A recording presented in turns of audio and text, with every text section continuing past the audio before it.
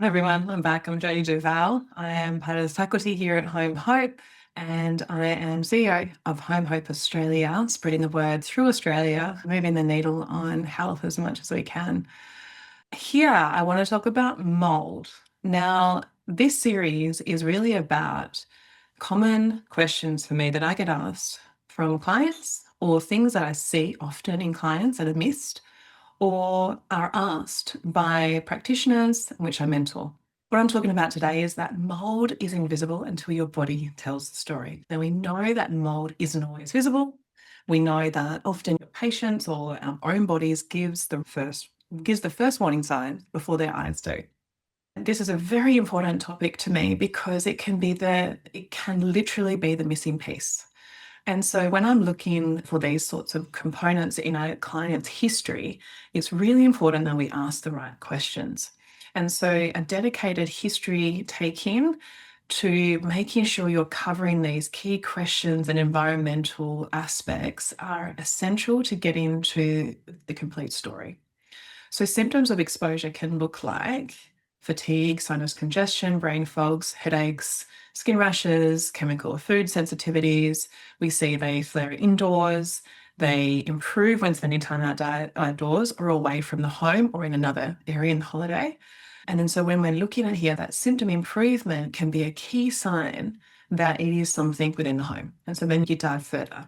So there is a biochemical impact. So when we're looking at mycotoxins, they impair the mitochondrial function. So they reduce ATP production and driving fatigue. So you get this overarching fatigue, under-functioning immune system. They increase oxidative stress, regulate inflammatory pathways, and can contribute to the immune dysregulation through that.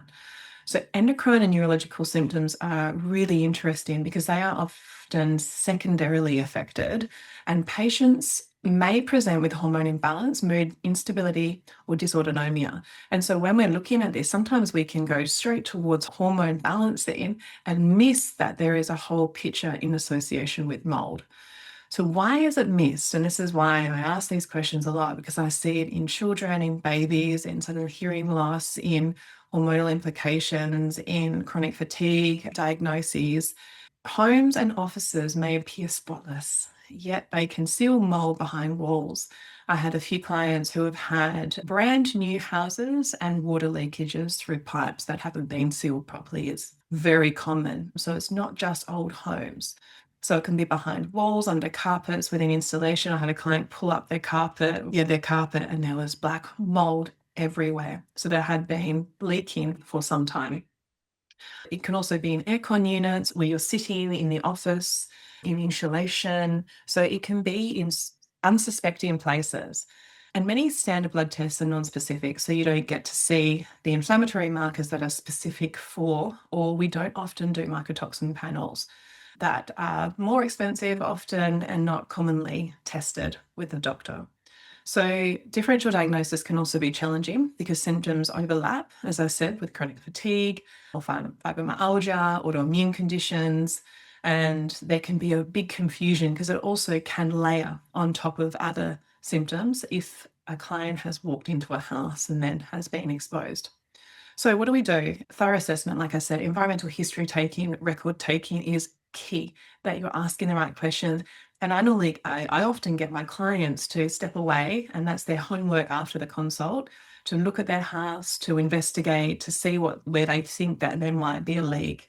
Ask questions. I had a client come back to me and say that they found out that their house had been flooded 4 times before they moved in. They had no idea.